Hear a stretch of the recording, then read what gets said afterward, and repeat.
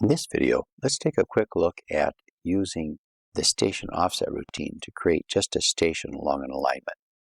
So I've got an alignment opened up here and the traverse for it. I'm going to go to Kogo, and we use this station offset tool to create an offset at a station, but also I want to show you in this video we can use it to create just a station. So Traverse PC users have been doing this for years, but we've improved this dialog, and it starts by saying to compute just a station, set the offset to 0.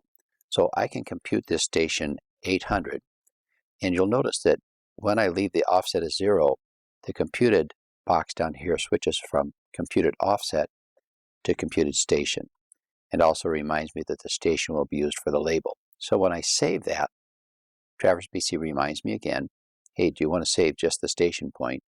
Reminds me again about the station being used for the label.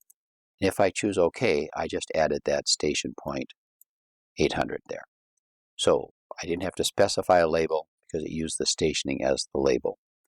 Now, you'll also notice that I can undo that. Okay, so not a problem, even though I didn't create the offset for it. Let's save that again. Walk through those steps. Good. Now, the tolerance is in stations, so it's a distance in stations. Let's go ahead and create a station at 0.01.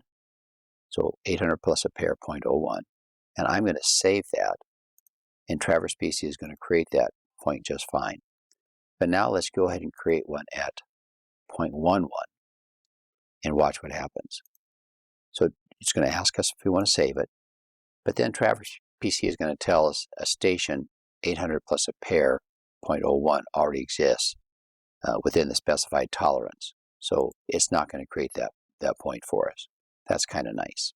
And then, of course, my station runs from 796 to 804. So if I put in a station value that's too big, like 805 plus a pair, okay, it'll tell me, hey, the station value is now within the range and a different one. So I can't extend an alignment by adding a station. I have to add a station within that alignment.